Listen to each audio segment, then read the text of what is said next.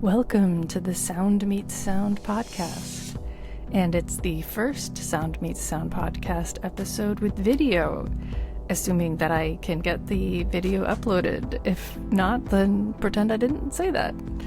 My guest this episode is multi-talented, multi-hyphenate Michelle Asaro.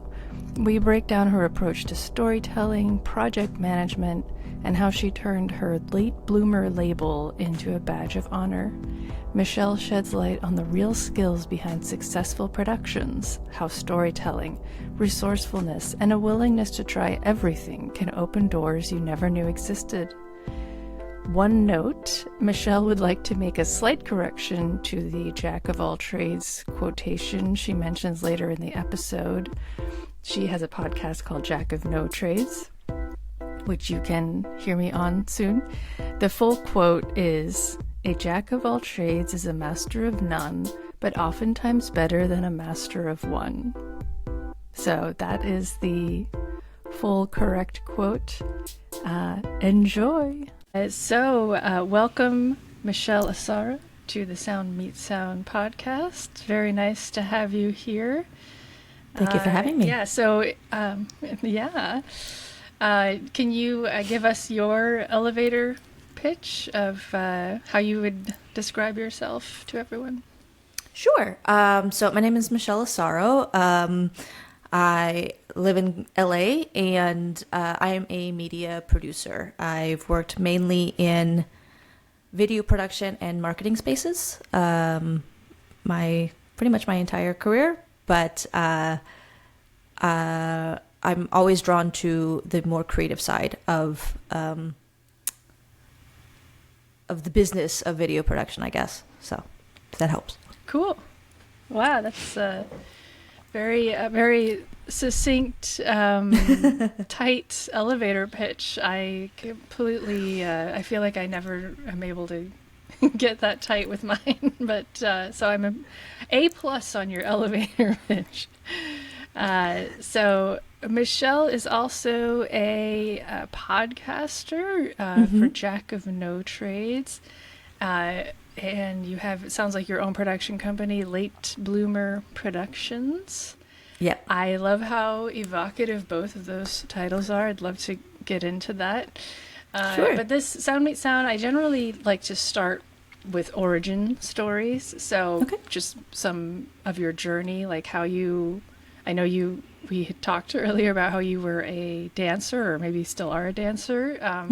So how all of that brought you to media production. I was lurking on your LinkedIn, and so it was some interesting things in there. I'm very curious what a bachelor's in studio art is. But yeah, maybe you want to start with how you just started on your creative journey and what's brought you to here.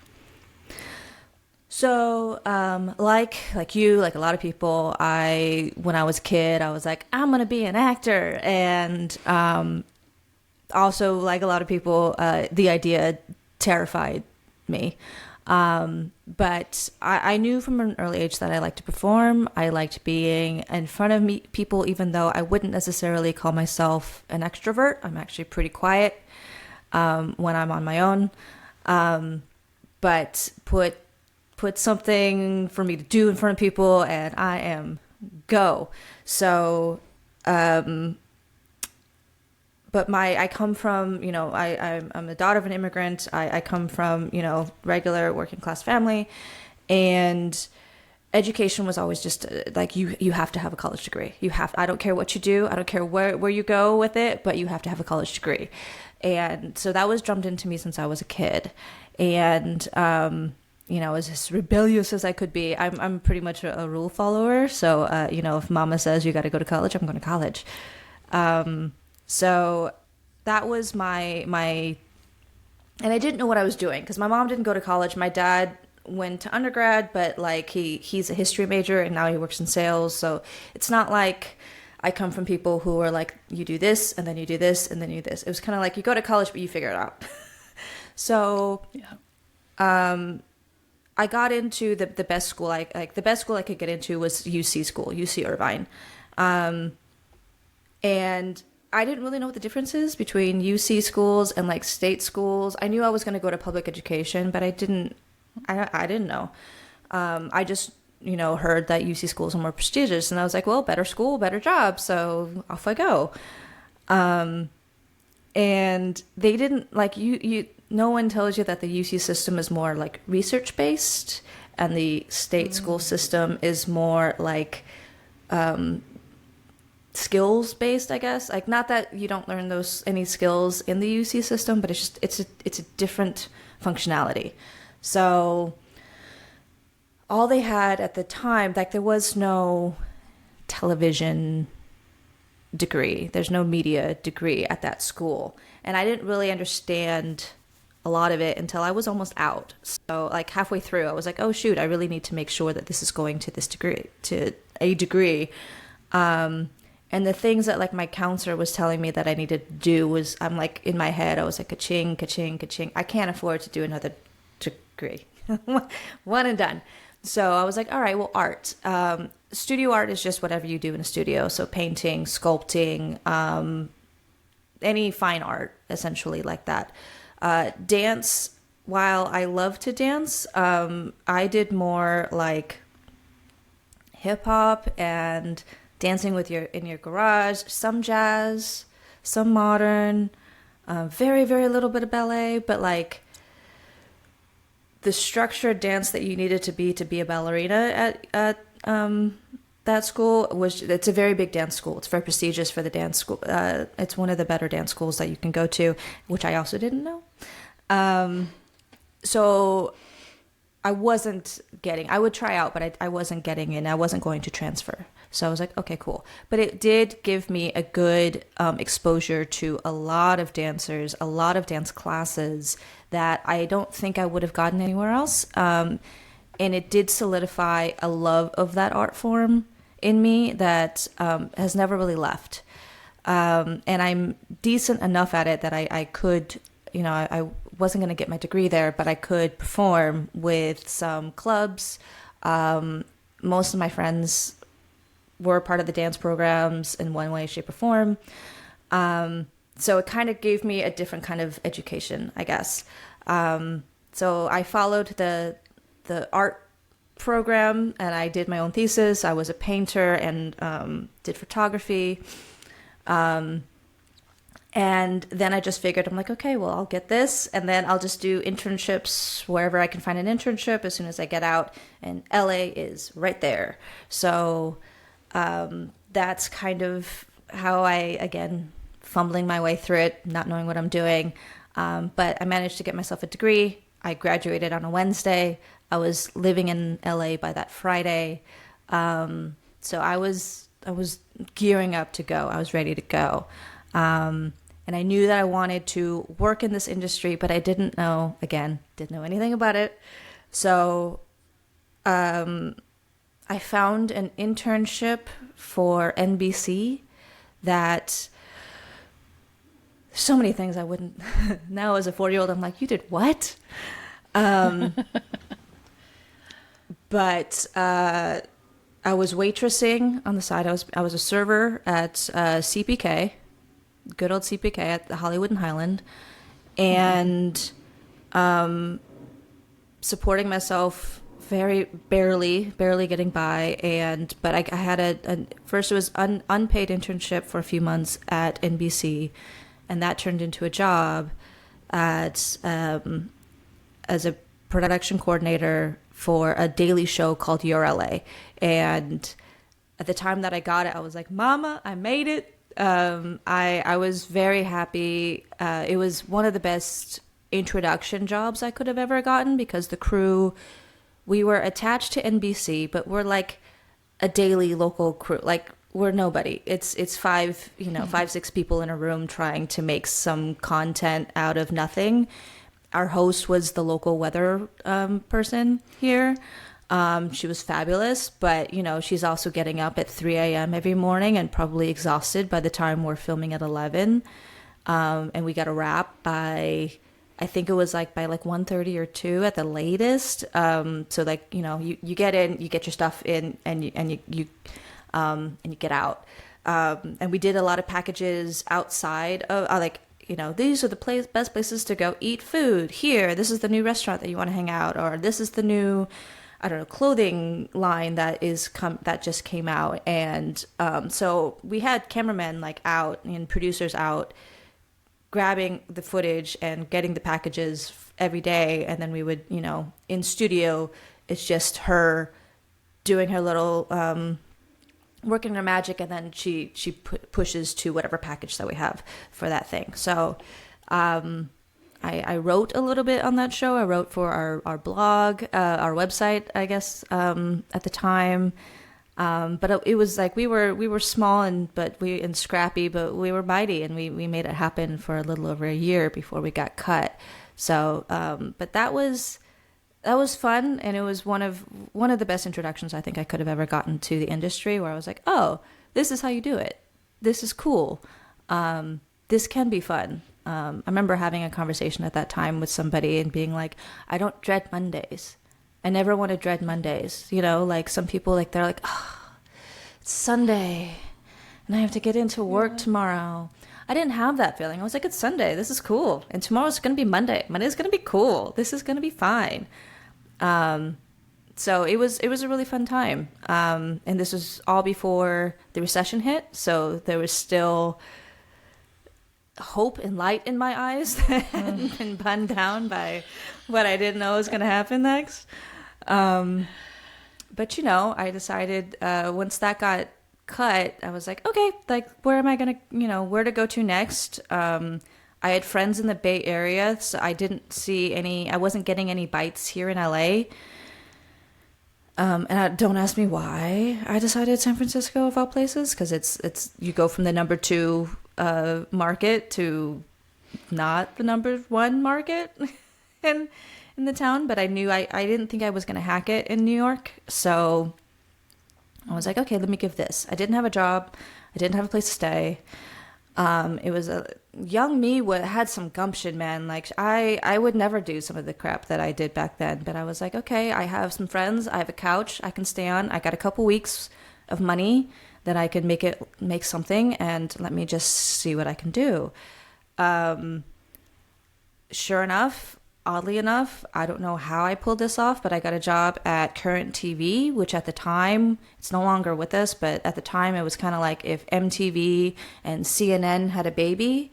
That's what it was. It was, one clip would be about rock climbing, the other clip would be about world events, one thing would be about music in the Bay Area, the next thing would be, I don't know, something that's happening in Guatemala. So like, very cool, very different than anything that I'd done before. I've always had an interest in politics as well. I thought it was intriguing. I wanted to feel serious.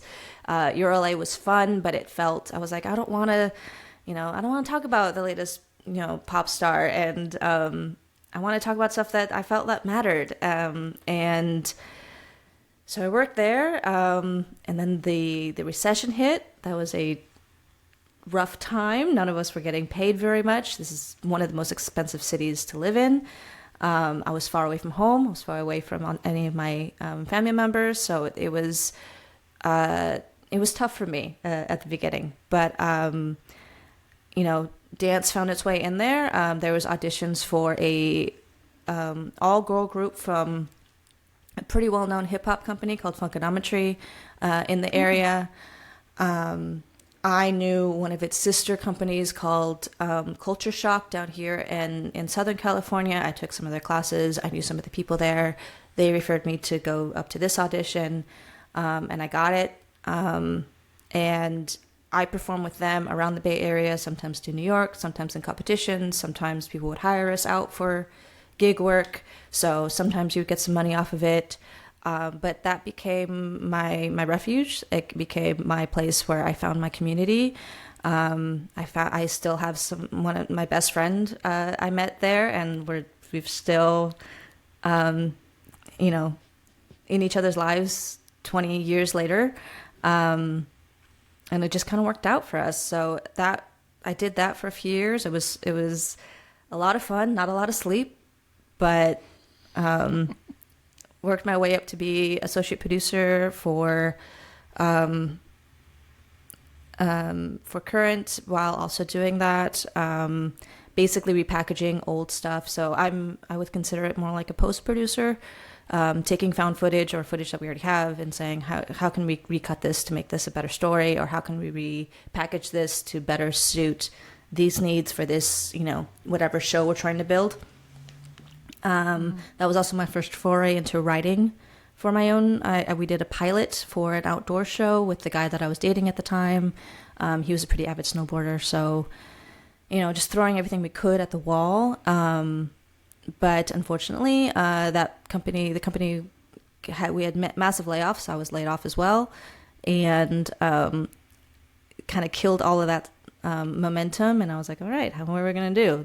We're still, in a not so fun time as far as financially, as far as the media world goes. So I decided I needed to move down to back down to Southern California, and I just took the first job I could get, which was an EA position. So it was a move outside of everything that I knew, but it was still kind of ancillary in the media world, in advertising for Lexus, and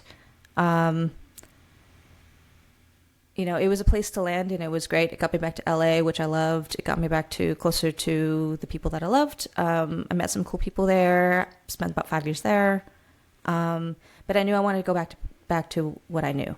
So I spent years just trying to get back to this, to working on stories, to working on human connection, even if it's yes, everybody has to make money, so a lot of times you're selling something or there's an angle to it, but trying to find the humanity in that. Eventually I make my way over to Beachbody, which is a fitness company, and they allowed me to start to, again, basically a post producer, cut stuff together, but with the fitness angle, stories about our trainers. I ran the motion graphics team as well. Like I'm producing and project managing are kind of, I say those skill sets are more sisters than people like to think. I think people think that they're way over on opposite sides. They're actually pretty close. You got to work with, it's communication skills. It's making sure that you have the budget. It's making sure that you have the time. It's making sure that you have all the assets that you need in order to put something together. It's troubleshooting. It's, thinking on your feet. It's being really nimble. So yeah, whenever people are like, I don't see that, I'm like, trust me, it's if you can project manage, you can produce, and vice versa. 100%. Yeah, it's the same. It's like the same hats that you're wearing. It's a different title. One is slightly more creative, or one has more creative control than the other one, but that's not always the case, because I still had creative control over some of my motion graphic stuff. So, but yeah, you learn to tell your stories. On the side, I have also worked on short films. I've acted a little bit. I've taken acting classes. I've found ways to see, like, what exactly am I looking for here, or how can I better position myself so that I can do what I want to do, so I can show people that I'm capable of doing what I want to do. And like I said before, like a lot of people will say you go from A to B, and it's more like you go from A to Z to 12 to 124 to over here to B. Square root of 52, yeah. Yeah, it's, you're going to take a really roundabout way of doing it. And a lot of it, at least in the creative fields, it's going to come down to you. I've definitely learned that, no one's going to make this come from me. I have to do it. And it can feel really burdensome, but it can also be really liberating. No one's going to let you do it, but who's also going to stop you from doing it? No one. And I think, especially in the last few years, as I've, I'm 43 now, but as I was staring at 40, and it's like, what do I really want my story to be? What do I want to, am I happy with this story? What can I do to make it better? I started to think about, okay, all right, I know dance has always been there in my life. I still take dance class to this day. I tell people it keeps me young and it ages me all at the same time. Because, you're dancing next to people who are literally half my age.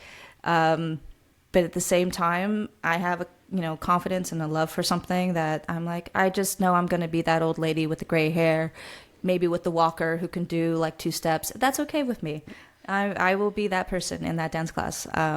And if that gives somebody like a window of like, oh, you don't have to stop. Nope, you don't have to stop. You tell yourself when you stop something. Then that's cool. I'm happy with that. Before, if you had told me 5-6 years ago that I was going to have my own podcast, I would have been like, that's not gonna, no, I don't know how to do that. But just like when you're like, we need to shoot something and I need to grab the footage, might not be technically legal. You might be stealing your footage, but you can shoot something. You can grab a phone if you have to, and shoot it. If you need to get it, you need to get it. And you can make a way to do it. And then that's kind of how I approach podcasting. I listened to a lot of podcasts and I was like, well, what do I think are cool stories? I think, I like the idea of asking people what they do professionally because I live in LA. It's kind of what you get asked all the time. But also, the more you talk to people, the more you realize we're so alike. Like, your obstacles are really not that dissimilar from my obstacles. You've been told, no, you can't do something. I've been told, no, I can't do something so many times. You've been told there's no money for this. I've been told there's no money for this. Okay, what do you do with that? How did you get over that? And I like hearing ingenuity, but also, oh, that's a different way of looking at it. That's good to keep in mind. It is a little bit not self-sacrificing, self-serving. Because I'm like, well, how did you do it? Oh, okay, cool. I'm going to keep that in mind because maybe I might use that for my purposes later on. But also, like, I started it at a time when I felt very alone. And I was like, I just want some connection, And this was around the time of the pandemic. We're really isolated. And I was just like, okay, this is a way that I can do that with somebody. I don't even have to be in the same room with them, and I can foster some sort of connection. And it's really been a worthwhile experience for me. I've been on other people's podcasts now, which never thought I'd be like, who wants to talk to me? Why? But we're more alike, like I said. So it's been pretty fun that way. That was a very, very, very long answer, but I hope you got something out of that. It's a perfect answer. As we're both podcasters. I'm always going in afterwards and cutting out myself because I feel like, I'm just talking too much. So when a guest goes on for like 15 minutes straight, I'm like, yes, like this is what I want, and I want them to be the focus. I like how you took us from your beginnings all the way to gray-haired old lady with the walker. You took us from beginning to end, which I love. I also love that you're like, oh, I want to dance. And I'll just start painting and doing photography for this degree. Sure, why not? Oh, yeah, okay, I'll do this producing thing. Okay, I'll head up to San Francisco. There's a lot of parallels between our journeys and our podcast because I'm very much like, my podcast, I do feel like a vampire. I'm just like, tell me your journey because it just fills me up so much and gives me so much inspiration. And sometimes some neat tricks or ideas. But when you don't have a family or a counselor of some sort in your childhood who's like, here's the path you take to get to X, you end up taking this very interesting circuitous path. Certainly, It sounds like you did.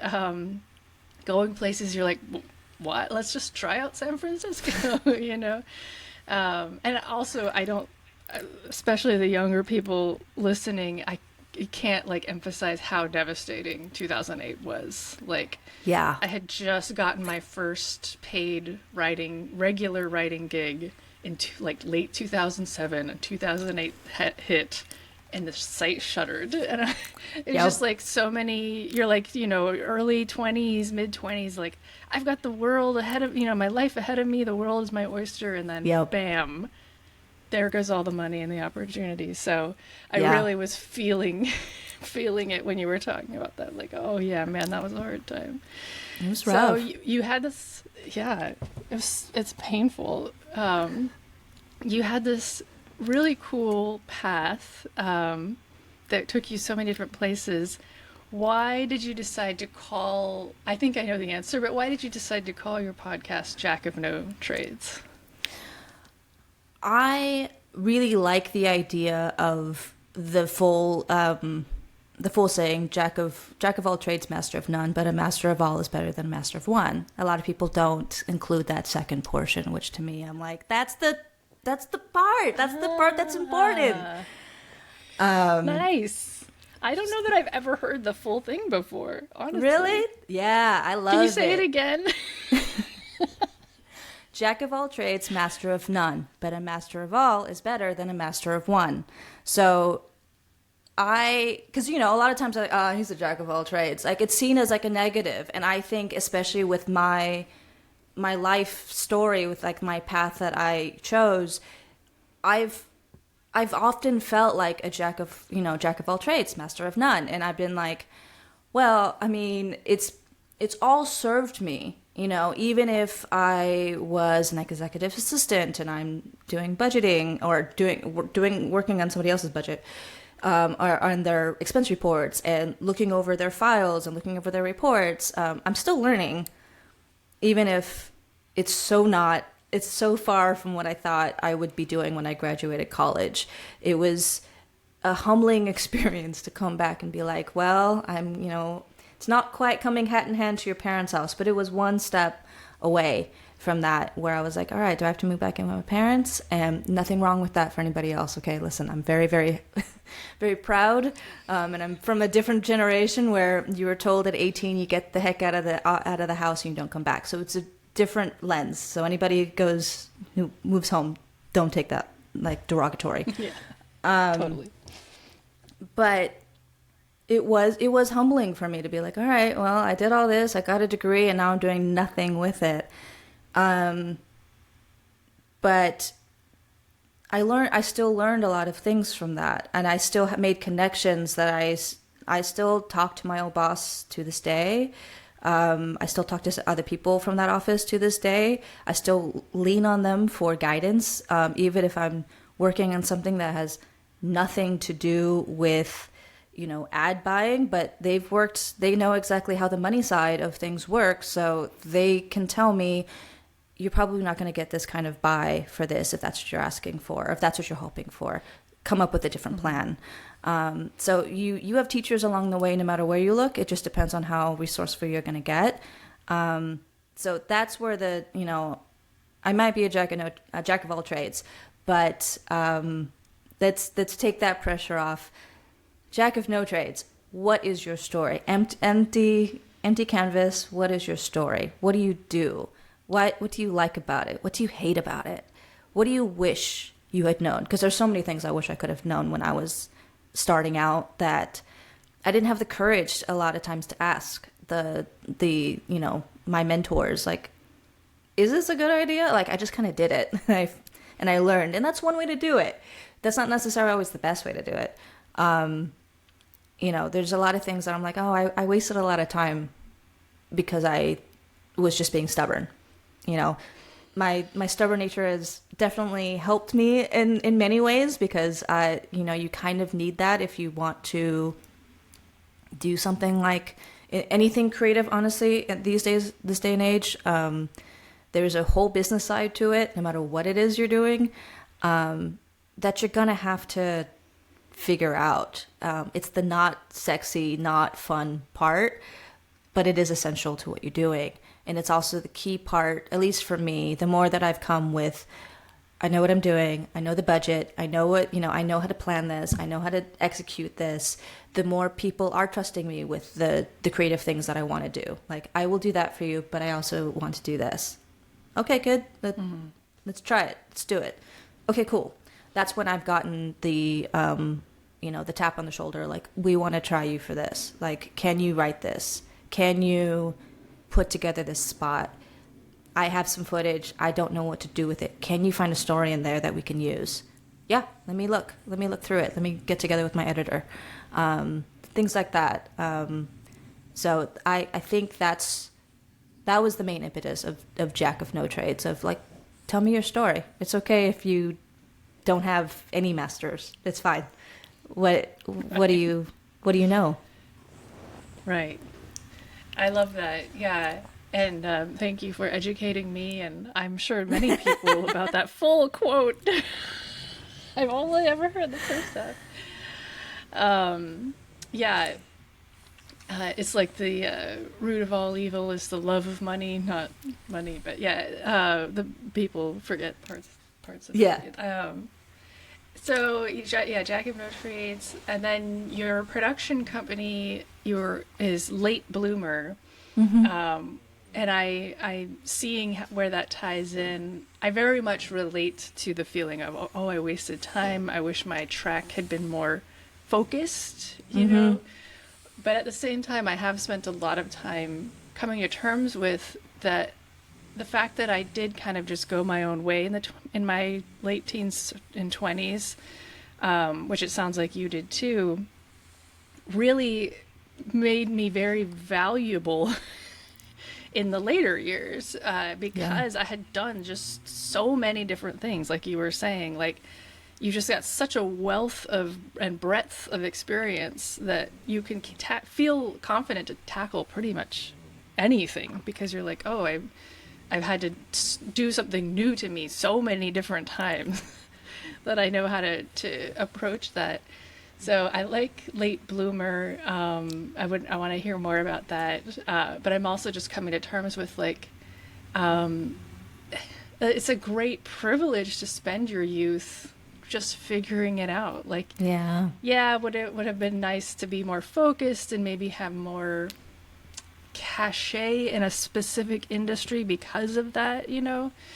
But at the same time, like you say, you know, master of all is better than one. You become a much more versatile person to work with, and more, like, just very useful. I'm going to stop talking, but yeah, I like I was just wondering if you could talk about why you called it the Late Bloomer Productions. I've always been a late bloomer. I walked late, I talked late, everything was late for me. So but I always wanted to, like, I was in such a hurry when I was a kid. Like, you know, I want to get big and I want to get older and I want to do this. And, you know, there's some good in that, I guess, in that I was very initiative. I had it from growing up. My parents didn't really have to push me to do anything. Like, I mean, my mom, I think she told me not too long ago, when because I was like a cheerleader in high school, I was on the swim team, because I did all these things that I was told you have to do them if you want to get into college. You're not going to college unless you have extracurriculars. So I was like, okay, I'm going to do all these things. I don't know where I got the energy from, but she was like, you're an adult, like, pretty early. Like, I didn't need to tell you have to go to practice. You have to go do this. You have to go do that. She's like, you did it. You just went. You were telling me I have to be here till 6. I have this midterm there. She's like, I didn't really, she's like, it was hard for me to, like, let go, because I didn't want to impede that. She was like, you're going to need these skills. So I didn't want to stop that. She was like, but it was, she's like, there's my baby left, like, quickly. But I always thought I was late. Like, I always thought, I'm like, I should have done this 2 years ago. I still have bits of that. Like, you should have been doing this a decade ago or whatever. So I think calling it that was just my way of embracing the fact that, like, you are where you are. I am here where I am. I don't know if I really agree with the whole idea of late or early, because that insinuates time. Like milestones need to be met by a certain time, and I don't know if career and life and fulfillment, if that really translates as I get older. But I just liked the play on it. It felt very authentic to me. And also I just kind of like it to anybody else who, I usually get some sort of like, oh, I like that. Or, oh, I won too. Or, I usually get some sort of story connected to it about how they view it, or they've experienced that feeling of like, okay, might be a late bloomer, but I interviewed Trisha Pello not too long ago, and I liked what she said. Her mom used to tell her, you're a late bloomer, but at least you bloom. And I was like, I like that. Yeah. I like that idea of, you can still make something really pretty with your life. You can still make a really cool story out of it.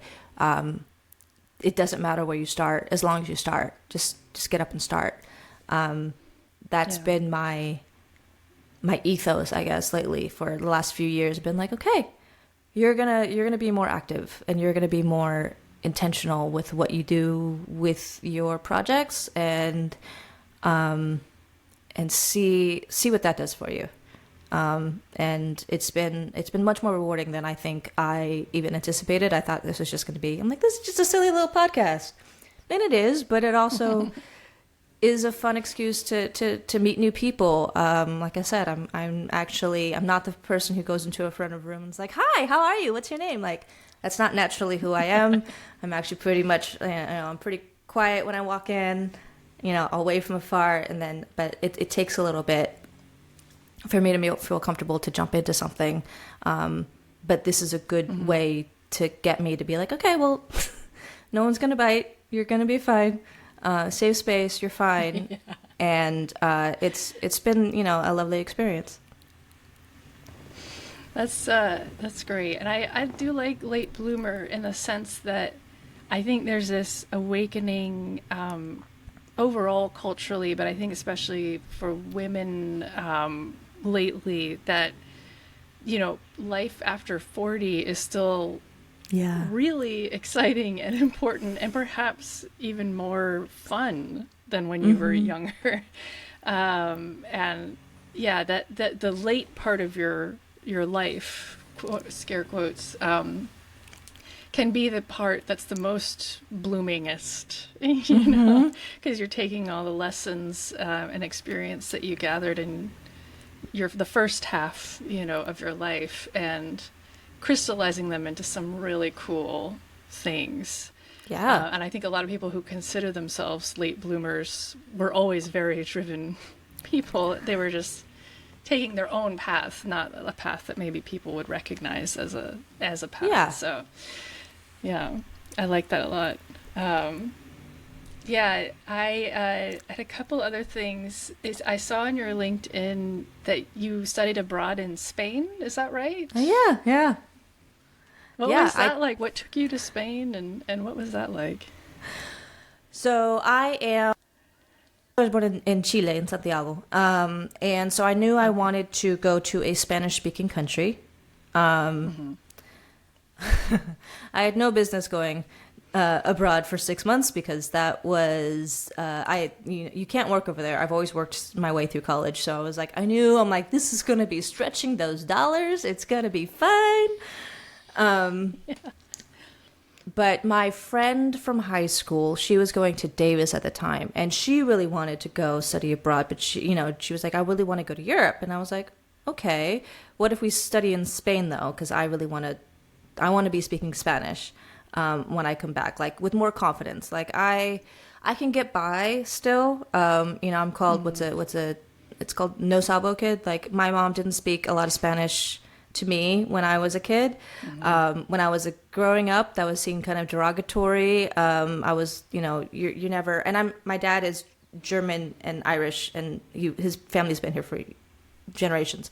So it's like, I'm half and half. I don't really, fit. I love my Latin side, but like they're always like, you're the white girl. I love my white side, but they're always like, you're the Latin girl. Right. Right. So you kind of learn to like, you belong to everybody, but not fully to anybody at the same time. And especially at a time when I was growing up, at least I got the adverse of what my mom did, which she grew up, she came here when she was like 8 or 9, not speaking the language, not knowing the culture. There's a big culture shock. It's in the 60s, not exactly the best time to be other. You're also growing through into your adolescence, not the best time to be other. So I'm sure that was a tough experience for her. I had the opposite, where you have the El Nino craze, J-Lo's hot, Ricky Martin's everywhere, everyone's loving Spanish. So I really wanted to embrace that side of my heritage. And so I was like, okay, let's go to Spain. And we went early during the summertime. It is no joke as far as the heat goes around the Mediterranean around that time. Just FYI, anybody else? I felt like my shoes were melting onto the pavement at times. It was so hot. But I was able to meet up with my godmother lives in Italy. It's her adopted home of 40 years, something like that. Wow. She went over there on a vacation, fell in love with an Italian, and decided she's going to move there, and she's always been there. Wow. So we got to start off in Italy. We went up the boot, saw her in Milan, and then went around. So I got to see a good amount of Europe on my own. Like I said, I was pretty adventurous as a kid. I wanted to go everywhere. I wanted to experience everything. My guardian angel was working overtime at that time of my life, just because like I didn't care. Let's just go here. It's fine. Like working overtime. Yeah. But I went there. We studied in Seville and Sevilla. I came back with a nice lisp, and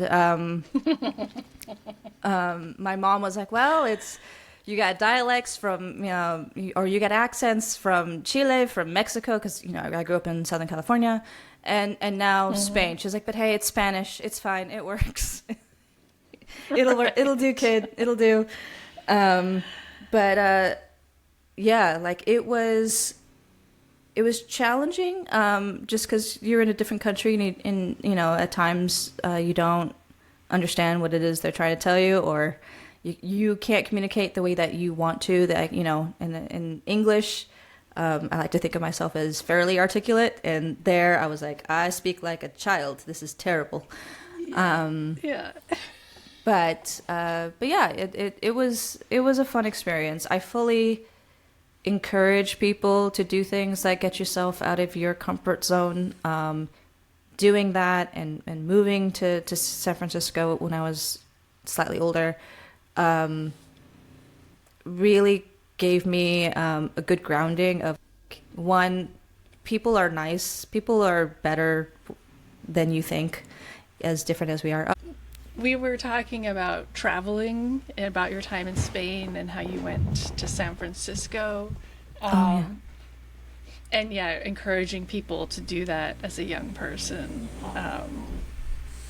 which I agree with, especially when you're young. That's the time to take all those risks that your guardian angel will be paying for. Because as an older person, you're like, oh, no, I'm not going to do that. Yeah, I'm not going to stay in this hostel that probably has bed bugs. No, that's not a good idea. But yeah. And at 20, you're like, this is great. Yeah, exactly. You don't care about that kind of stuff. No. When the other thing that jumped out at me from your LinkedIn that I was very curious about, you said that you're training, or you're proficient in predictive and adaptive PM methodologies, and I'd never heard it. I've heard predictive and adaptive, but I'd never heard that in relationship to, I assume that's project management methods. So what is that about? So, PMP is a project management professional. It's a credential for any project manager. It doesn't matter what industry you do. It's open on that end. At the time for Beachbody, I was really trying to build out like a project management office. PMO is what we call it.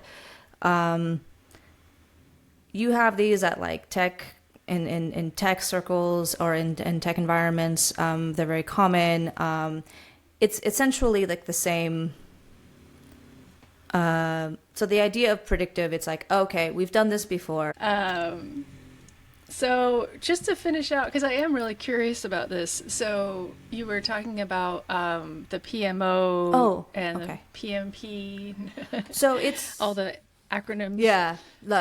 So many acronyms. But then again, I don't know if you work in television. I don't know if film is so much, but in television, everything becomes an Oh, yeah. acronym. Which when Oh, I was yeah. starting, I was like, wait, what? What is this? AD, AC, what? DP, what does this stand What do we for? need this for? What? Who is this? Oh dear. Yeah. Yeah. So predictive is basically like you know something, you've done it before, it's a known entity, it's a known process. We know this takes 2 weeks. We're going to plan for 2 weeks. We have a budget for 2 weeks. We know this process. We're going to just do it. It's going to be probably one round of whatever it is that you're making. Maybe it's a commercial. Maybe it's a social media thing, whatever. We're going to package it. You're probably going to, give us light notes, if that, and then we're going to package it and go. But yeah, so yeah, predictive management. I'm really just asking because I'm so interested in this, and I think it is a very it's such a it carries that knowledge carries into producing. So it seems like so cleanly. So so yeah, you were saying the predictive method is you know how long it'll take and you plan for that. And then there's the adaptive one method. Yeah. So there's essentially you're telling somebody that I know how to drive this through, whether or not this is a known project. We know exactly what we're doing. We've done this before. We know what it looks like. We're just doing it somewhat differently. Cool. Or we're just doing it again, or we're just updating it. Whatever. That's fine. We've done this before. We can do it. Then there's some where we're like, I don't know exactly what it is, what we're going to land on, but we know we want, I don't know, an interactive timer for our talent to work with I'm making this for what I would actually work on at Body, for our fitness trainers to be on stage, because we had daily programming in front of like a 13-foot LED screen. And since I managed the motion graphics team, I worked through all of their creative approvals. So let's say it's an unknown entity. We don't know what it looks like. We don't know how large that file is going to be. We don't know how many time intervals we need for this, whatever. Okay, let's start with we're going to do this iteratively. In this iteration, we're just focusing on what does this look like? Okay, cool. Or just what this functionality of it. Let's make sure this tick thing, and then it'll morph into some, I don't know, cool thing that the executive really wanted. Cool. Okay, cool. The next iteration, we're going to add this other complication. So it's kind of like a different way of setting up your project, setting up your budget, setting up your team. Let's say maybe I need 2 people on this now because this is a bigger project. I don't know and you go into it knowing that there's certain things that you just don't know. Most of the time, people are using this for, like I said, like more engineering terms. It's really big in more technical spaces. Body wanted to go into a more, I don't want to say professional, but a more polished realm of how they built their projects. And I was totally down to get the certification if Body was going to back me. So I was like, okay, cool. Like I am down. Put me in, coach. I am down to learn. I love to learn. I love school. So that's not a problem for me. I tested terribly though, and I didn't know that this is a big test. So anybody who does it, it's pass or fail. It is a like 3 hour test. It's not fun. Wow. It is anxiety inducing. Well, 'cause I didn't like the SATs back when we had them and all that kind of stuff was not my forte. I can write you an essay a mile long and tell you why I think certain things, but the minute you start to be like, Jimmy has X speed and he needs to get to Y place. How much time does he have? And I'm like, well, it depends. Is this like how is the weather in Jimmy's car or around his car? What are the traffic situations going? Like I start to that's how my mind works, which is great if you are a producer or a project manager because you that's your literally your job is to think of I want to get from here to here and these are the many things that could go wrong. Yeah. And these are my many like problems and my solutions to those issues, my mitigation efforts, should those go wrong. Okay, cool. Like to me, I'm like, that's what makes me good at what I do. But not so good when you're trying to get certification. Yeah. So that, but I got my PMP. I can say I'm a certified project manager. I don't see it mattering too much in most creative spaces. You're basically just telling somebody like, I can set up your project exactly how you want to set it up. Do you want to do it through this kind of process or that kind of process? Right. I think most people in creative realms don't think of I've never heard of somebody explain it to me in that way. And I don't really have a huge interest in going to like the engineering route unless there's some sort of creative bend to it. I like to be in creative spaces. Yeah. So again, it kind of became like a side quest in a way. Not bad, but you know, it's yeah, this is another whenever I say like producing, project managing, they mirror each other very, very well. Mm-hmm. But you use different lingo. A lot of that process was me learning, oh, okay, you want this lingo in order to feel comfortable that I know what I'm talking about. Mm-hmm. Okay, cool. Fine. I can learn that for you. But most of my creative people are like, can you just explain it to me like English, like I'm a 5-year old? Yeah. And I really appreciate that because then I can be like, okay, cool.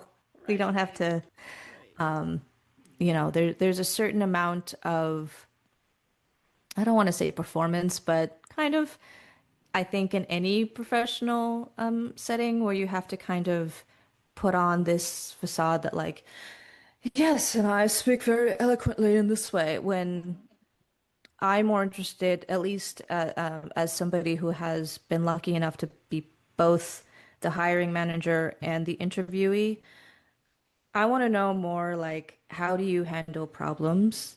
How do you handle conflict? Mm-hmm. How do you think on your feet?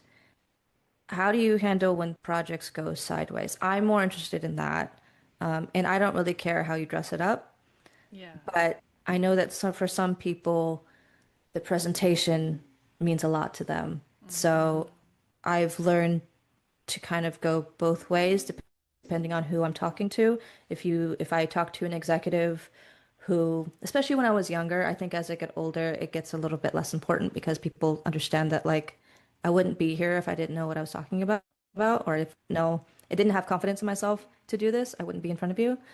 But I think it's a skill that I've learned over the years that has served me well. So that's in a long drawn out way. Like that's essentially what a PMP is for. It's to show that, I can do it's the same thing as a degree, Yeah. Yeah. proving this and that, but it's a different way of explaining how you do your projects. Right. Right. Okay. That's very cool. Yeah, I'm just so impressed with the breadth of training and experience you've crammed into your first 43 years. That's really Oh, thanks. impressive. Similar to what you asked me on your podcast, I'm curious about, yeah, what you see in the future. Like, do you have like big goals, like 3, 5, 10-year goals for your career? Or are you sort of on the track you want to be on, that kind of thing? Like, what are you hoping for the future? I always want to work in a creative environment, either live events, because I've always loved a live show, um, or working on the visuals for that event or the visuals for, you know, movies or whatever that may turn into. Um, that would be very, very cool. I would love that.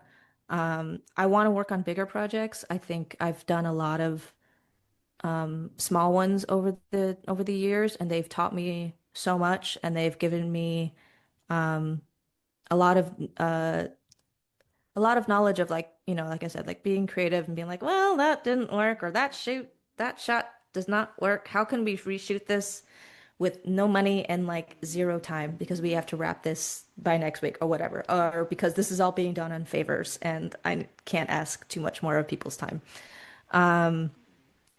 So I'm hoping to have more projects that have the funding already there, so I'm not stressing about that. Or on side notes, like I still dance, like I said. I want to do more projects. I've done video projects before that are just fun expressions of either, there's a theme or there's a mood or there's, it's kind of like somebody once said that, do you ever do you ever think of your life as trailers, or do you ever in the gym and you think, oh, that would be a really cool trailer. Mm-hmm. Um, Mm-hmm. and I was like, well, I don't really think that, but you know what I do is I'll listen to music and I'm like, what would be a really cool music video? Was this. And I know that's kind of a dying art form, so I don't expect that to be like, this is what I'm going to pay my bills with. But I would still like to do those types of projects, and still keep dance some way, even if it's now I'm gonna let me throw some stuff on YouTube and just for the fun of it. I like keeping something like that, something kind of nimble in my life. This podcast is also, more my podcast. Sorry, I forget. I'm so used to being the interviewer. Um, is something that's also kind of like nimble, but also keeps me to doing certain different things. Like I never really thought of how I would package myself on social media before having to do this and being like, okay, well, you have to tell people somehow how you're gonna what you're working on. Social media is a good way. Yeah. So yeah, I think I would love, love, love to be managing a team again as my day job. I love working with people. I've noticed, or I've learned over especially the last year and a half, I'm not a very good lone wolf. I don't like working solely by myself. There's okay if there's aspects of that, but my hat's off, and I have so much respect for people who are like, yeah, and then I went into a cave and then I wrote a whole feature film by myself. I'm like, I am in awe of those people. I am awe of anybody who can do that. I'm not very good at that. I tried it and I was like, this is terrible. Yeah. So yeah, I would like to be working with people on large projects for my day job, but also always keep something that is just me and just mine. And I think the beauty of being older is I'm okay with people seeing my expressions as as as me and not hiding behind something else, somebody else's project, somebody else's vision.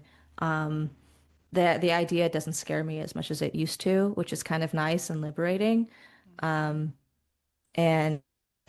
whether it does anything for anybody else is awesome, but I just want my story to be something that I'm proud of, I guess.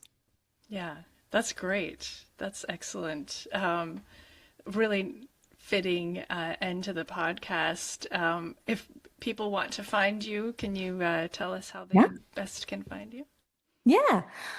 So I have a few social media channels these days. My main one is on Instagram It's Ms. MM. It's from before I got married. Miss M. Mizmm is the spelling of it. I kind of keep that.